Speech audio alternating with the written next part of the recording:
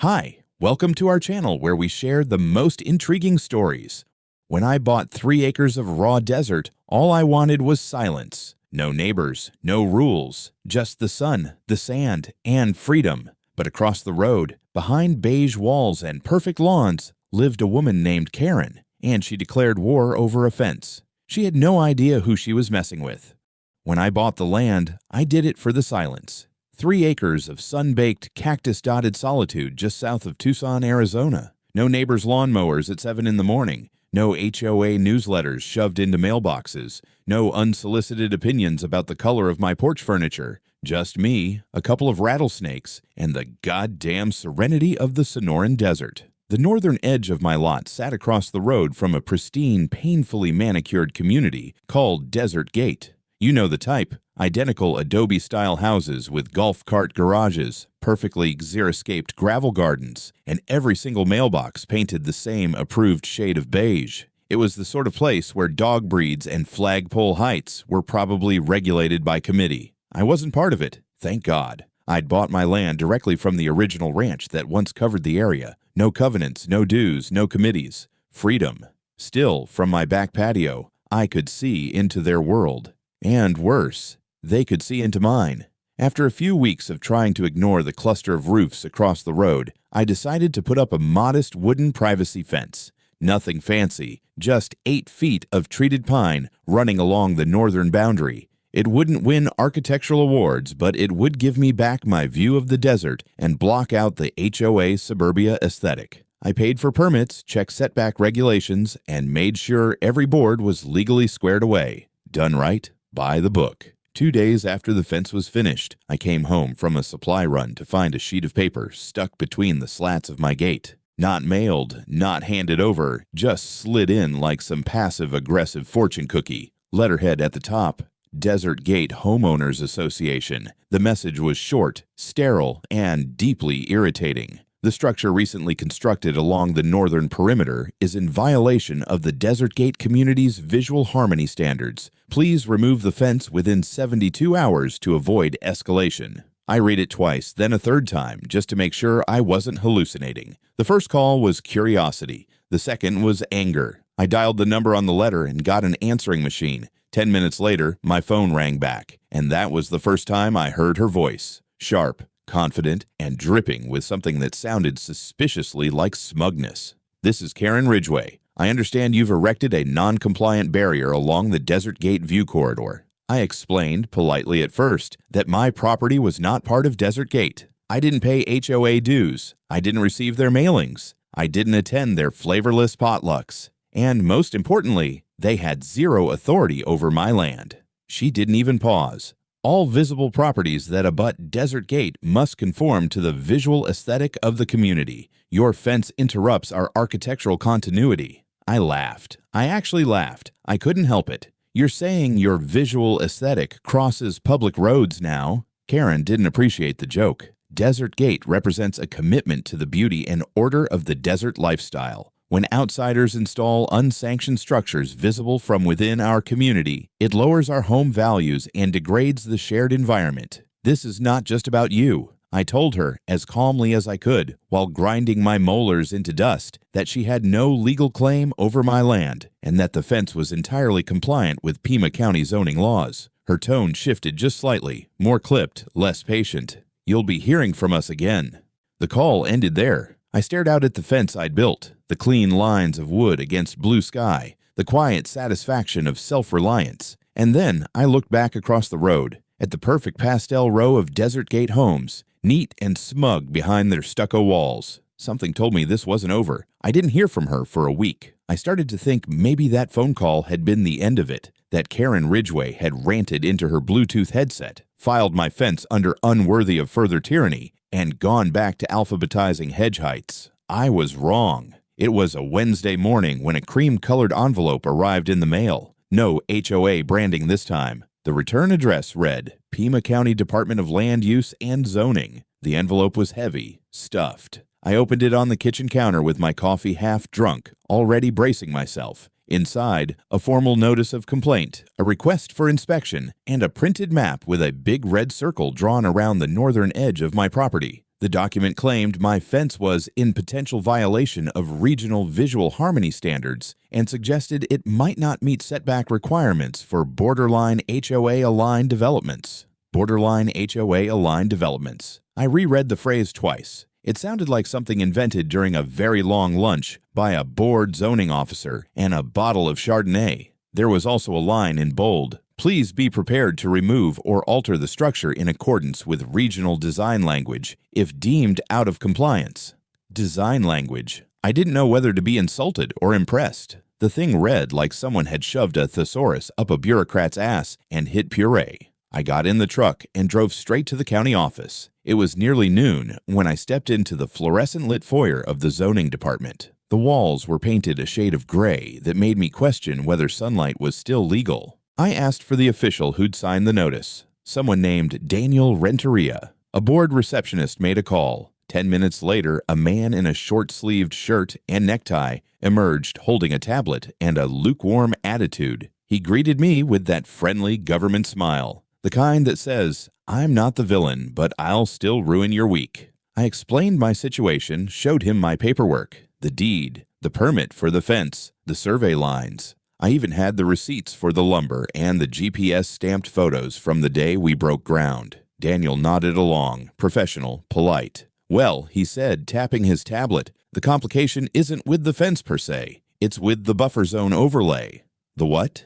Desert Gate HOA submitted an updated zoning boundary last year, he explained. They requested a soft buffer extension for visual control across the public right-of-way. It's not enforceable technically, but it flags certain developments for review. I felt my jaw tighten. You're telling me I'm being reviewed because someone doesn't like the way my fence looks from their lawn chair? He shrugged. Someone submitted a map suggesting your property is within a visual impact corridor. It looked official. We process what we receive. Who submitted it? He hesitated. Was it Karen Ridgway? He didn't answer, but the way his eyes shifted told me everything. I pressed. "Let me see the map." To his credit, Daniel didn't fight me. He opened the file on his screen and swiveled it toward me. There it was, a color-coded zoning map of the region, but with one subtle, sinister alteration. My parcel had been shaded in a faint pink overlay, labeled Aesthetic Transition Zone. The kicker? That label didn't exist in any of the official zoning codes I'd seen. "This map is altered," I said, tapping the screen. "That zone doesn't exist." "I'd have to check with GIS," Daniel murmured. "It's possible it was submitted without proper vetting." I stared at him. "She forged a map." He straightened up a little. "That's not something I can comment on, but I can flag it for review." "You do that," I said, standing, "because if this goes further, I'm not the one who's going to be in legal trouble." He promised to initiate a review and notify the inspection team. I left with a vague assurance that things would be looked into and a fresh migraine tapping at the back of my skull. That night, I sat on the porch with a beer and stared at the northern edge of my property. Just beyond the fence, across the road, the glowing adobe world of Desert Gate shimmered under the streetlights like a mirage of order and quiet desperation. My phone buzzed. An email from the zoning office. "Inspection on hold pending document audit. No action required at this time." Progress. Maybe. But I knew Karen Ridgway wasn't done. People like her didn't lose quietly. They regrouped. They escalated. The next day, I added an extra security camera facing the road. Not for safety, for documentation. For a few days, things went quiet again. Not peaceful, just quiet in that uneasy way, like the desert before a monsoon. The county had paused their inspection, the forged map was under review, and I was cautiously optimistic that maybe, just maybe, someone in a beige office cubicle would finally shut this thing down. But then came the signs. Literal, laminated, zip-tied defense posts signs. They started appearing along the county road that separated my land from the Desert Gate subdivision. First, there were just 2, then 5. By the end of the weekend, there were at least a dozen. I walked the line that Sunday morning with a mug of coffee and rising blood pressure. Each sign had the same HOA logo printed at the bottom and a bold message across the top in clean, aggressive font. "No walls between neighbors. Support a unified desert." Another one read, "Privacy shouldn't look like prison." And then the pièce de résistance. One with a doctored image of my house surrounded by razor wire and spotlight towers, like some apocalyptic border patrol facility. I stopped in front of that one and laughed. Then I took a picture of it, not because it was funny, but because I knew I was going to need evidence of just how far this was already spiraling. I posted it to Reddit that afternoon. Title: Apparently my fence is a war crime. Within 12 hours, it had over 8,000 upvotes. Comments poured in from other HOA escapees, architecture nerds, libertarians, veterans, and a delightful number of people who just really hated signs. Meanwhile, the real escalation came from above. That night, just after sunset, I was out back tightening one of the camera mounts when I heard the distinct electric whine of a drone overhead. At first, I thought maybe it was one of the kids from the neighborhood screwing around, but this thing wasn't flying like a toy. It hovered, still, watching. I grabbed the tablet that syncs to my perimeter cameras and switched to infrared. The drone was over my southern yard, facing my house, roughly 30 feet in the air. Its lights were off. Whoever was piloting it didn't want to be seen. Unfortunately for them, my cameras don't care about stealth. I tracked it for 2 minutes, then watched it bank sharply and return north, straight over the county road directly into Desert Gate. I didn't need GPS coordinates to guess where it had launched from. The next morning, a friend sent me a screenshot from next door. The post read, "New fence erected by mysterious outsider. Drones reveal possible military installation on private land. What is he hiding?" Attached were grainy screenshots, zoomed-in shots of my tool shed, a pile of conduit tubing, and a blurry photo of me in a hoodie holding a drill. The comment section was a digital trash fire. "Looks suspicious. Is that antenna even legal? If he has permits, why is he hiding?" That afternoon, I called the sheriff's department and filed a report for harassment and unlawful aerial surveillance. The deputy who took my statement was calm, polite, and clearly tired of HOA drama. I showed him the footage. He nodded, took notes, and assured me the report would be filed. "And you're certain the drone launched from within Desert Gate?" "I have timestamps, flight path, and 3 camera angles." He nodded again, slower this time. "All right, that makes it criminal trespass. We'll forward this to the county attorney." But even as I handed over the evidence, I knew what this was. It wasn't just neighborly concern anymore. It was a campaign. A full-blown HOA-sanctioned psychological siege, led by a woman who clearly had nothing better to do than engineer suburban propaganda and pilot illegal drones over strangers' property. I drove home and took the long way through the desert road, just to think. No podcast, no radio. Just the sound of tires on gravel and wind through cracked windows. Back home, I walked the perimeter again. I took photos of every sign. I counted security screws on my cameras. I put a small padlock on the tool shed, not because I was paranoid, but because I'd seen enough cases in my old job to know escalation is never hypothetical. It's math. One crazy person plus time equals incident. Later that night, I opened a blank folder on my desktop and labeled it Evidence, HOA Campaign. I knew this wasn't the end. Hell, I wasn't even sure it was the middle. You can tell a lot about a war by how much concrete gets poured. I'd spent the better part of a week debating my options. The signs hadn't stopped. The next door posts were mutating like a virus, each one more deranged than the last. One accused me of installing satellite-grade surveillance arrays. Another suggested I was part of a deep state bunker project. Apparently, a couple of garden sensors and a motion light was all it took for suburban Facebook moms to start throwing around NSA acronyms like confetti. I'd had enough, so I took the fence down. Every board, every post, gone in an afternoon. I didn't even call for help. I wanted them to see it come down piece by piece. Wanted them to think, maybe for a second, that they'd won. And then I started building the wall. Not a fence. A wall. 10 feet high, poured concrete, reinforced with steel rebar and fiber mesh. Full perimeter, northern boundary. I hired a local crew, 2 guys from Nogales with concrete mixers, work gloves, and zero interest in neighborhood politics. We got to work under the blistering sun while HOA residents watched from behind their double-pane windows like we were filming a prison movie. By day 4, we had the formwork up. By day 6, the first pour. On day 8, the wall was solid. It cast a long shadow across the northern side of my property, and from their side, it looked like a goddamn fortress. That was only the beginning. I embedded a full perimeter motion sensor system into the wall. Nothing military grade, just good, solid security. I wired in cameras. I installed floodlights, big industrial-grade LED arrays, programmed to trigger only when something crossed into my yard after sunset. But the lights didn't care about HOA borders. If you stepped too close to my wall, whether you were HOA royalty or a confused javelina, the system lit up like a stadium. On the night we ran our first full test, the desert lit up white as noon for 4 seconds straight. I stood in the middle of my yard, arms crossed, as it cycled through the trigger zones. Front, back, side, clean, precise, and legal. 2 hours later, my phone rang. Unknown number. I didn't need to answer to know who it was. Still, I picked up. "You're creating a hostile light environment," Karen said, skipping the pleasantries. "Good evening to you, too. It's blinding our children. It violates the tranquility of the Desert Gate aesthetic. You can't possibly believe this is acceptable." I checked county code, lumens, angles, height, timers. I'm compliant on every metric. She made a sound that was somewhere between a scoff and a gasp. "You're acting in bad faith. And you're acting like the edge of your jurisdiction extends beyond a public road. I'll be contacting authorities." "Do that," I said, and hung up.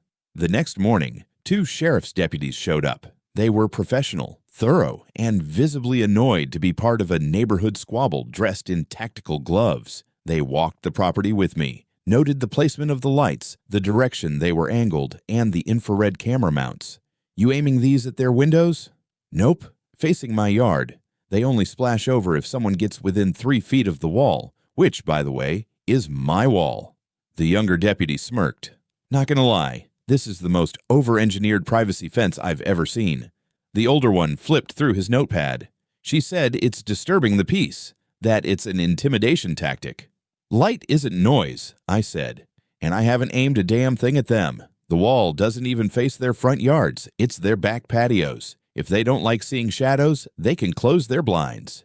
They left without writing anything up, but the fallout came quick. Desert Gate HOA held an emergency meeting that weekend. I wasn't invited, of course, but word travels fast when a community's group chat lights up like a dumpster fire. From what I heard, Karen demanded that HOA funds be used to hire a legal firm to pursue injunctions against external visual disruptions. Some of the residents pushed back. A few had already started to get tired of the drama. One guy, I think he owned a landscaping company, walked out halfway through the meeting. Another reportedly asked, "Why are we spending money fighting a guy who doesn't live here?" By the end of the meeting, they'd voted barely to retain outside counsel, but they also voted for the first time in HOA history to review the president's emergency powers. Karen wasn't losing control. Not yet, but her grip was starting to slip, and I wasn't done building. They say power starts to rot when people stop asking questions, but in Desert Gate, the rot came from too many questions and not enough answers.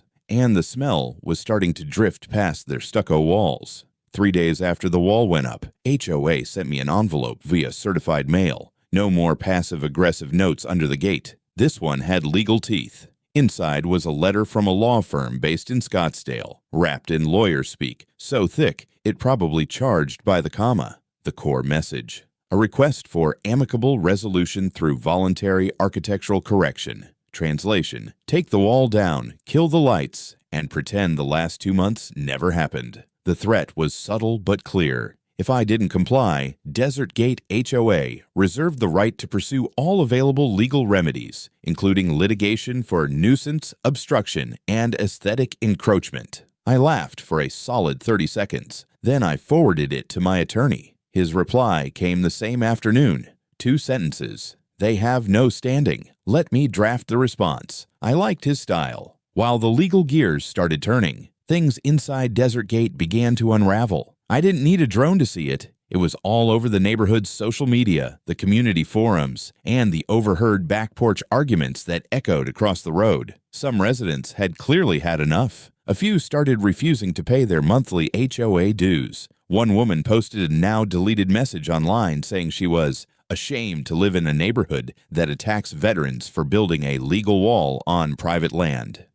Another resident wrote that the board was prioritizing ego over community and demanded a financial audit of the HOA's legal spending. Karen responded by doubling down. She scheduled another emergency meeting, circulated new flyers titled "Save Our Views," and insisted that my wall would set a dangerous precedent for aesthetic fragmentation if left unchecked. I imagined her practicing that phrase in the mirror. The HOA meeting that weekend reportedly lasted 4 hours. I wasn't there, obviously, but one of my acquaintances inside the gates, let's call him Steve, sent me a recap via Signal. It wasn't going well for her. Apparently, 2 board members openly questioned the legality of pursuing a lawsuit against someone who wasn't a member of the HOA. One of them, an older woman named Joanne, asked, "Why didn't we vote on this as a board before sending anything to an attorney?" Karen's reply was classic. "Emergency powers allow me to act swiftly in matters of neighborhood preservation." There was a long silence after that, according to Steve. Then someone asked to see the specific bylaw giving her that power. Karen didn't have it on hand. The meeting ended in chaos. No votes, no resolutions, just a dozen angry homeowners and one increasingly isolated president. But HOA bureaucracy is like a hydra. You cut off one procedural head and 2 more grow in its place. So they tried again. This time, the law firm sent a formal mediation request, which included a list of acceptable modifications I could make. Among them, reducing the wall to 6 feet, repainting it to match desert gate tones, and replacing my floodlights with decorative solar sconces. I forwarded that one to my lawyer, too, along with a note. Tell them I'll consider it when their houses stop looking like a claymation cult compound. He told me to behave. I told him I was.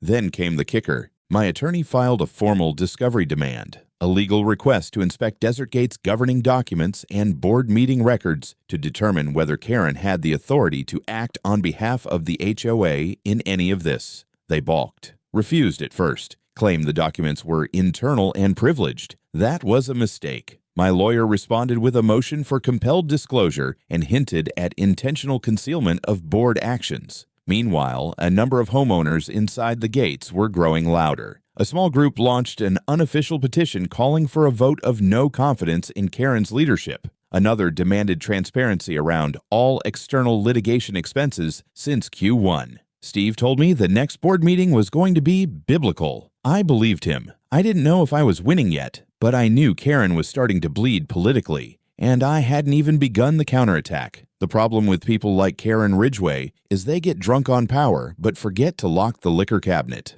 The leak came late on a Monday night. I was at my desk sorting surveillance footage and filing it into folders with passive-aggressive names like Illegal Drone Operations Vol. 3 and HOA Staring Contests. Annotated. My phone buzzed. No caller ID, just a text. "You didn't hear this from me. Check HOA bylaws. She's been bypassing votes for months." Attached was a low-resolution photo of a printed document, Desert Gate's HOA charter. It was underlined in red. Section 4.3.1. No legal action may be initiated in the name of the HOA without formal approval by a 2/3 board vote and recorded minutes of said vote. I stared at the screen for a full minute. Karen hadn't just acted unilaterally. She'd violated the HOA's own damn rules to start this war. I texted back, "Got a copy of the meeting minutes?"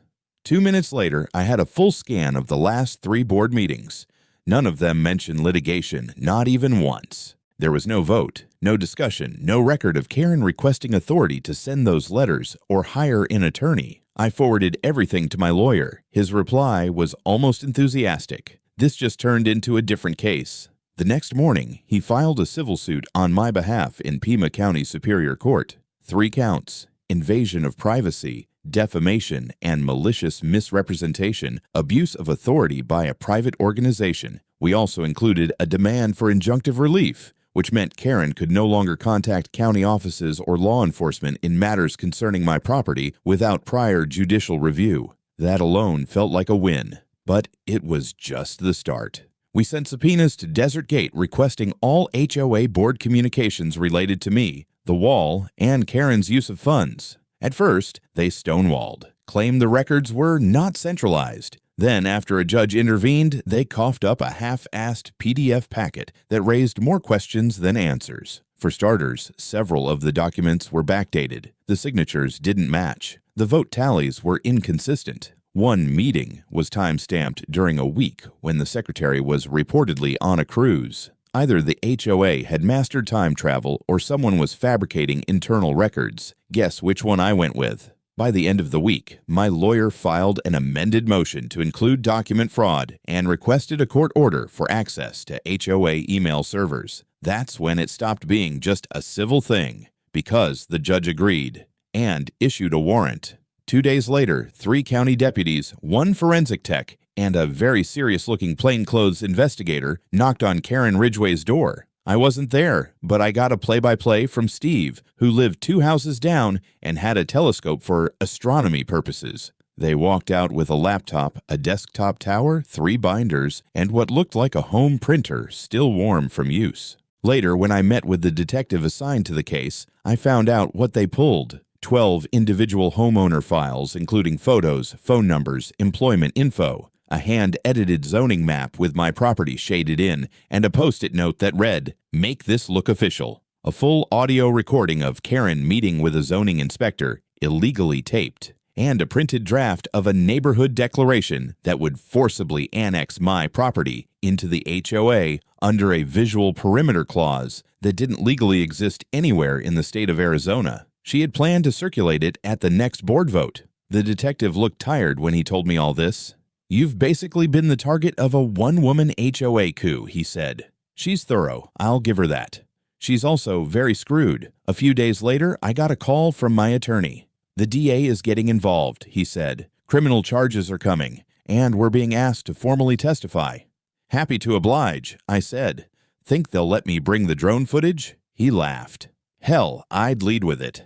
As I hung up, I realized something that should have made me nervous, but didn't. For the first time in months, I wasn't reacting. I was dictating the terms, and Karen Ridgway was out of rope. The trial wasn't flashy, no media frenzy, no reporters outside with microphones. It was held in a beige-walled courtroom in downtown Tucson, the kind with buzzing fluorescents and worn-out chairs that smell like stressed-out attorneys. But what it lacked in spectacle, it more than made up for in satisfaction. Karen Ridgway showed up wearing a cream blazer and a dead smile. She sat with her lawyer, some Scottsdale guy with perfect teeth and a $900 haircut, and stared straight ahead like she was still running a meeting. A few rows behind her sat a handful of HOA residents, most of them visibly uncomfortable, like they weren't quite sure whose side they were supposed to be on anymore. I wore jeans and a clean shirt. My attorney told me to look casually competent. I told him that was my default setting. The charges were read out loud in the courtroom like an indictment of suburbia itself. Falsification of official documents, unauthorized surveillance of private property, abuse of organizational authority for personal gain. The judge, an older man with zero patience for theatrics, read everything in a flat tone, then asked Karen how she pled. "Not guilty," she said, calm as ever. Then the evidence started. First came the drone footage, clear as day, showing multiple flights originating from Karen's back patio. Then came the zoning inspector's testimony, explaining how Karen presented him with a forged map and tried to correct county boundaries. He looked genuinely embarrassed on the stand. Then my attorney introduced the HOA documents, meeting minutes that didn't exist, votes that never happened, emails with timestamps that contradicted travel records, and, the cherry on top, an audio recording, retrieved from her own computer, of Karen rehearsing legal threats into a voice memo app like she was prepping for community theater. "I have to make it sound official," she said in the recording. "He needs to feel cornered." The room went quiet after that. But the turning point wasn't anything I submitted. It came from inside Desert Gate. A surprise witness, Joanne, the soft-spoken 60-something board member who'd asked about bylaws back in the HOA meeting. She stood up, walked to the stand, and calmly told the court that Karen had never requested board approval for any legal action, that she'd threatened other members with censure if they asked questions, that she'd spent nearly $14,000 of HOA funds on legal fees without a vote. She told us it was a community emergency, Joanne said, that if we didn't support her, we were inviting chaos. "And did you agree with that?" "No," she said simply. "I think she created the chaos." Karen didn't look at her. Not once. The criminal trial took 4 days. The jury took 6 hours. Verdict, guilty on all 3 counts. The sentencing came 2 weeks later. 6 years in state prison. No parole for at least 3. a $150,000 personal fine, with $75,000 earmarked as direct compensation to me for defamation, harassment, and property interference. Her assets, including her house, were frozen pending civil review, but the courtroom wasn't finished, because while the criminal case was closing, the civil suit against Desert Gate HOA as an organization was only just beginning. With Karen exposed, the board scrambled. The judge, unimpressed with their inability to stop her, appointed an independent compliance officer to oversee all HOA actions for 2 years. They called it external oversight. I called it karma in a briefcase. The HOA itself was fined $125,000 for failing to follow internal governance procedures and for enabling an environment of institutional harassment. They tried to argue financial hardship. The judge didn't care. "You approved none of this," he said, "and yet you allowed it. That's called liability." When the gavel finally fell for the last time, I sat in the back of the courtroom with my arms crossed and a smile that felt like it had been waiting its whole life to exist. It was over, the siege, the gaslighting, the drone flights, the pastel-colored empire of HOA bullshit. Over. The courthouse doors opened, and Tucson's sun hit me square in the face like freedom wrapped in ultraviolet. I didn't look back, not even once. Freedom doesn't arrive all at once. It settles in pieces, in silence, in the way your shoulders stop tensing when the phone rings, or how your front gate finally stays closed without a note tucked under it. It had been 3 months since the sentencing. Desert Gate was still there. Same pastel houses, same sculpted cacti, but it felt different now. Quieter, less smug. HOA meetings were now open to non-residents for transparency, and I'd been unofficially invited more than once to share my perspective. I always politely declined. I wasn't interested in their redemption arc. My own yard, on the other hand, was undergoing transformation. The concrete wall that had once stood like a fortress now served a different purpose. I'd reached out to a local art school, public charter, underfunded, full of restless desert kids who loved spray cans and color theory more than algebra. I gave them a simple prompt: tell the story of this place. They turned my wall into a mural. On one end, a soaring desert hawk stretched its wings over saguaro silhouettes. At the center, a cracked, sun-bleached ground gave way to a blooming ocotillo bursting with red. And across it all, bold but elegant, a single line of text arced over the scene. Privacy is not a violation. People started slowing down when they drove past. Some even stopped to take pictures. A teacher from the school brought her class back to do a write-up about community identity reclamation, whatever the hell that meant. But I didn't mind. For once, the attention wasn't about suspicion. It was about creation. Inside my yard, I rebuilt. I planted ironwood and palo verde trees, installed a small koi pond in the southeast corner, added a pergola with a canvas roof that snapped in the wind like a sail. At night, I strung up dim amber lights that glowed like fireflies. No more floodlights, no sensors. The hardware was still there. Sure, quiet, dormant, but it wasn't the point anymore. I invited a few neighbors over for a barbecue one Friday night. Not from Desert Gate, of course, just the scattered folks from nearby plots. Solar-powered desert hermits, dog trainers, one guy who built guitars out of mesquite. We sat around, ate too much grilled meat, and listened to an old speaker hum out Johnny Cash until the batteries gave out. Someone joked that the wall looked like a movie set now. I smiled and said, it kinda was, just not the genre they expected. I even got a handwritten note a few weeks later from the new HOA president. His name was Miguel, a retired firefighter with a decent sense of humor and zero patience for Karen-style control freaks. The letter was short, apologetic, sincere. We voted to remove all external aesthetic jurisdiction language from our bylaws. The community agrees. If we can see it from our yards, that doesn't mean we own it. We hope the mural stays. Sincerely, Desert Gate HOA, new and improved.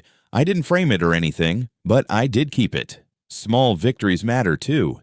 In the end, the irony wasn't lost on me. All Karen Ridgway ever wanted was to erase my view, to turn me into a background blur in her curated little universe. Instead, she ended up immortalized on the other side of a wall she never controlled in a neighborhood she no longer belonged to. And me? I still wake up early, still sip black coffee on the back porch, still listen to the hum of desert insects and the occasional coyote howl in the distance. But now, when I walk the perimeter of my land, I don't feel like I'm checking for intrusion. I'm just admiring the view.